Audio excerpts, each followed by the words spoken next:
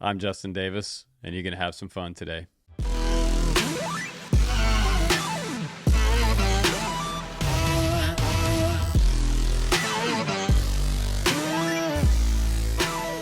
What's up, campers? Welcome back to the Drone Camps channel. We're on the bench today with the RunCam 5, and we're going to do a little comparison between the 5 and the RunCam Thumb. If you're looking for any type of a kind of smaller camera that you can put on an FPV micro class drone, or you want to put it on a 5-inch race quad, you can do that with either one of these cameras. They are both kind of budget cameras. So we're going to start out with the RunCam 5 today on the Beta FPV Pavo 25. It just came out. It's got a full-size GoPro mount on here. The RunCam 5 is very similar to something like, say, the GoPro Session. The Session has a huge following, and that's one of the reasons why RunCam decided to make the 5. So you can get a 5 at the link down below if you'd like to, but we'll also compare it to the RunCam Thumb, which just came out this summer. And I have to say that RunCam Thumb is giving all these cameras a run for the money because it's a nice little 1080p camera, super lightweight. You can put it on a tiny whoop all the way up to a 5-inch race drone, and you're looking at $45. I mean, am I wrong for the quality? That is a great price. $45 for a little action camera. It does have SD card support on there, just like the 5. Unlike the Insta360 Go 2, sometimes I run out of memory. It has internal memory, and I like to be able to just break out another SD card and put one in there, or have a pretty unlimited space as far as 1080p goes. If you put a 32 gigabyte SD card in something like the RunCam Thumb, you're going to get tons of footage before you ever fill up that SD card. So that's kind of cool. I like SD card support more than I do the internal camera memory. So let's go ahead outside. Let's compare the RunCam 5 to the RunCam Thumb, and I'll let you guys decide which one you like better. One has a little better quality. The other one is a better price, and it's lighter. So here goes the showdown between the 5 and the RunCam Thumb. Here we go. All right, guys, I'm going to ride along with you, just give you some commentary about both these cameras. First out, we're testing out the RunCam Thumb, and I got to say, a lot of you guys bought this camera, and some of you guys told me that you bought 2 or 3 of them just so you'd have some backups. Now, again, I feel like for $45, there's not a lot of cameras out there that are much better for that price point. In fact, a lot of them around the $45 price point are trash. Let's get honest about that. If you've ever bought a camera from China for $45, some kind of knockoff 4K camera that wasn't truly 4K, this is 1080p. It's not even trying to say it's 4K. So at least they're honest with you there. I think it's great for the price. So the RunCam 5, I mean, this is really a harsh comparison because the RunCam 5 has ultimate detail, but it is lacking one thing out of the box. That is sky control and image control down low to the ground. The video looks great close to the ground, but up above, if you look at the clouds up there, we've got a lot of white halo effect on this camera. And as I come through the darkest part of the yard, you can really see the glow in the video from the sky coming down. And that's kind of weird. I feel like I'm going to heaven here as I'm going up, but then it levels out once I come out. You can start to see blue, and then it fades away again as I get low to the ground that you notice. So the detail is fine. It looks great. The colors are nice and saturated low to the ground. And if you're going to make some cinnamon videos, my recommendation is if you buy this camera, get the ND filter with it, and I think you'll have a pretty nice setup here, and you probably won't have much complaints. But then again, on those cloudy days, this is going to be a whole different story because today we're flying with actually a little bit of sun, and that's usually kind of a rare thing here in Oregon. But let's take a look at both of them together so you can see the Thumb on the left, RunCam 5 on the right, and again, you can see the obvious detail that the 5 has versus the Thumb. But the RunCam 5 is coming in at $110 versus a $45 camera. It's kind of a harsh comparison, but if you're looking for that extra detail, you're going to have to pay an extra $50 to get that. And again, for the everyday guy's camera, the Thumb is doing great for everybody. And up high, it did pretty well. That's where I test for a lot of jello, and I didn't see a lot of jello. There is some, but less than I expected. We do have onboard gyro support for both these cameras, so they have a little bit of sort of filter on it to be able to filter out some of that sort of stutter and jello that you can get from a camera with non-stabilization on board.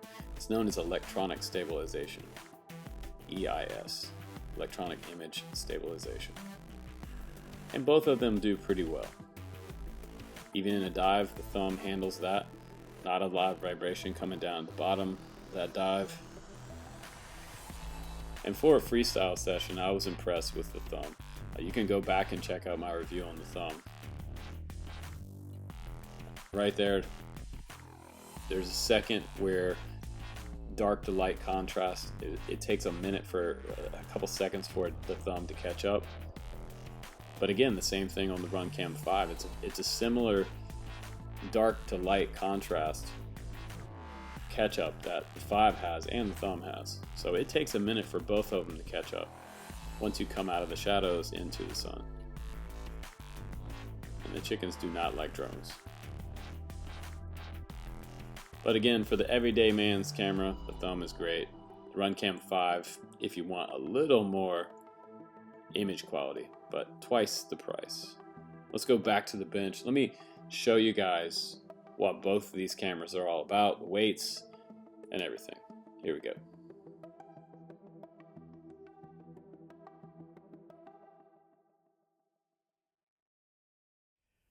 All right, guys, it's good timing on this review because there is a new thumb that just came out.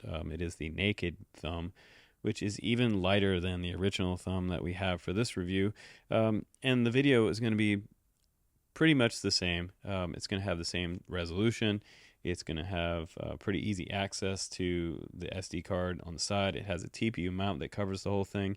You can also get a polarizer for it as well.